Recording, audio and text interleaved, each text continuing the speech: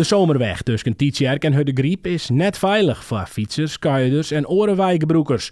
Al tientallen jaren binnen omwoners en dwarsbelangen in conclave met de gemeente Tietjerkstradiel. Het gaat om kilometer fietspaad. En er zijn een heel soort mensen die hier heel graag gebruik van maken. Ten eerste gewoon door de week de mensen die naar het werk hier del fietsen en banden die hier een del fietsen. Maar en in het weekend, en ik wil door de week als mensen vrij binnen, wil het gewoon heel recreatief er gebruik van maken.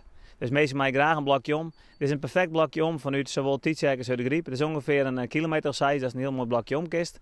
En daarom is het op dit punt zo belangrijk dat het er komt. In de plannen nou komen er verkeersremmers en fietssuggesties streken.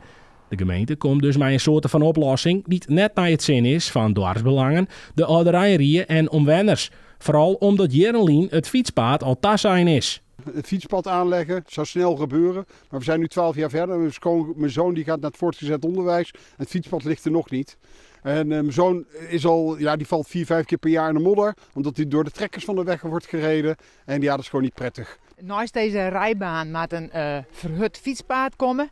Want het is van het levensbelang voor senioren die langs fietsen. Die door de woorden willen in hun vrije tijd om veilig fietsen te kennen. En net op de rijbaan met de auto's, omdat je ook eens haast net voorbij kennen. Zo'n 1998 wordt er nevens Wierstra al praat, maar de soorten van oplossing, dat is nou juist het heikele punt. Het hier al 100 keer lezen kind, ja. Maar en wanneer het komt, ja, in het vaststel van de gemeente om de dieken aan te passen, zeg maar, daar moeten ze dit hier nog mee beginnen. Dus dan kunnen ze dit hier met dit fietspad beginnen. En dan, dan zult er eind dit hier hoop ik wel lezen.